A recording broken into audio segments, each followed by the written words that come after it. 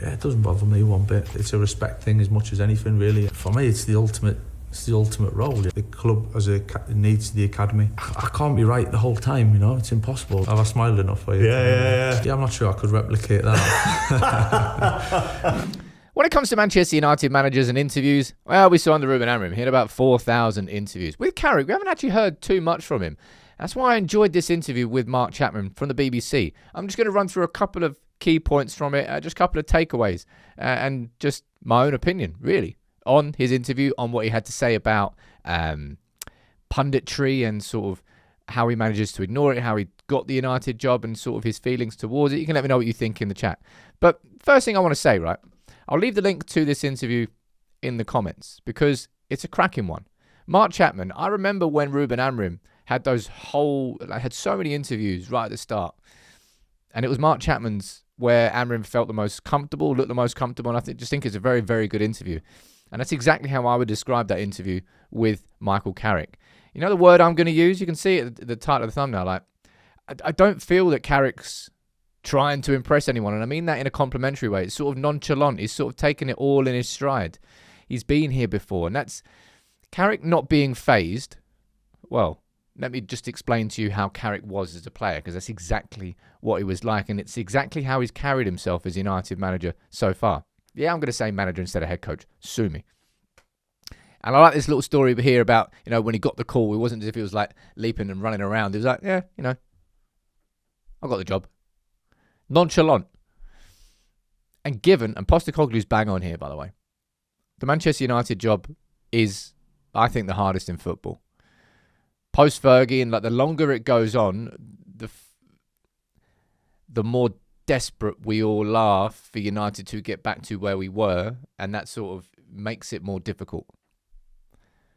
But Carrick's taken everything in his stride so far. These first 5 games, City and Arsenal. Look, there's going to be tougher times coming up in the next, 13 games, but just the way that he's carried himself so far, on the sidelines, with the subs, as a manager, in interviews, it all seems in hand with him.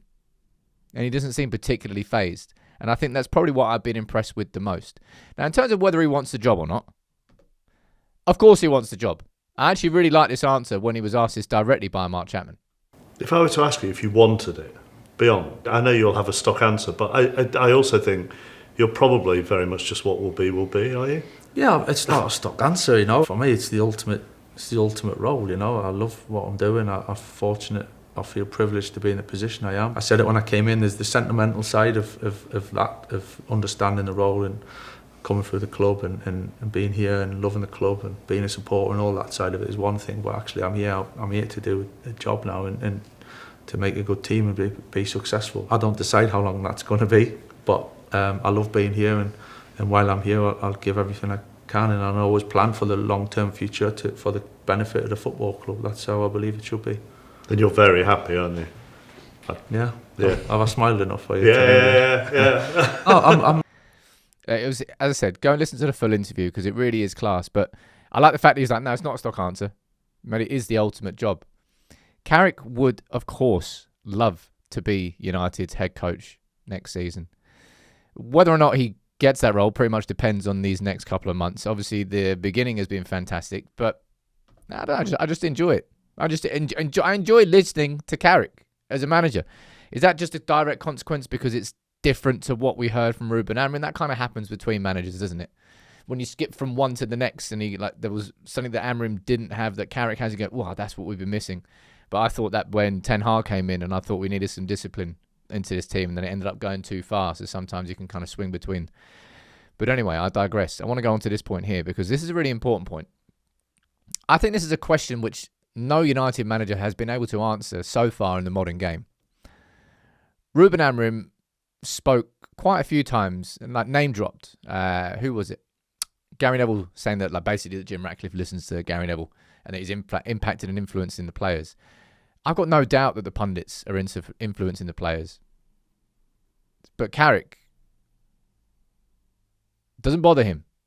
I hope that Carrick is able to translate that across to the players.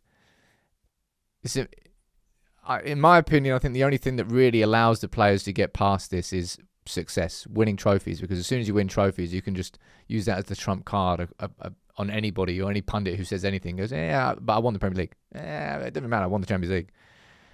Younger players do listen to it. And yeah, Amorim wasn't able to stop that influence in the team. And I don't think his approach helped. I think his approach probably gave more prominence or more importance to him because he was speaking about them so much. Carrick is trying to sort of nip it in the bud in that sense. And again, it's a nonchalant approach. And I think that's just come across in everything that we've seen so far, everything that we've heard so far from Carrick. It all seems in hand with him. That's what I mean. Like, he's not trying to impress anybody. He's just going game by game. And that approach so far is working. Now, of course, everything works when you're winning 4 games in a row and then you're drawing and you're unbeaten in how long and you're one of the informed teams. What happens after a loss and what happens in those situations? These are questions that are yet unanswered for Carrick, and that's something that we're still yet to learn about him. Now, in terms of the academy, Carrick's been very vocal about the importance of the academy, not just in this interview here with Mark Chapman, but in kind of how he's approached it as well. Going to under-18s games, going to under-21s games. Obviously, he's got his young lad, JC, in the academy as well. But this week in particular, doing that 300-odd mile round trip for the under-18s FA Youth Cup game in Oxford, you might say that's something that you want to see United managers doing, but most of the time don't have time for it. So the fact that there was this big old gap between games gave him the opportunity, and it will make a difference. These little small things, of course, they make differences to those players. Now, they might not have known that Carrick was in the crowd, but next time they're going to be looking around for it, looking around. I want to finish on this one here. Again, this is just a little bit of an insight into learning more about who Carrick is as a manager. And he's not going to be Fergie. I don't think that Carrick's got that. Do I think that Carrick's got a hairdryer treatment in him?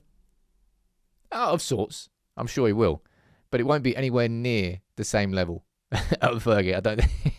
His words, not mine. I would not try and replicate that. Man.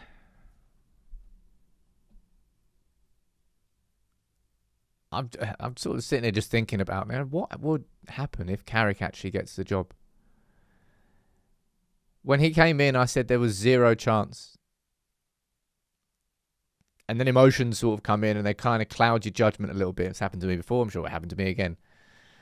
I don't want to make a judgment on him until about April time. I think by that point we would have seen what happens in games where you're losing and what happened. Well, we have been in that situation. What happens when you lose 1, maybe 2 games in a row? What's the reaction? How do you carry yourself then as a United manager? But right now in the beginnings, he's been that nonchalant approach. Not really trying to impress anybody, just kind of keeping myself to myself and doing the job.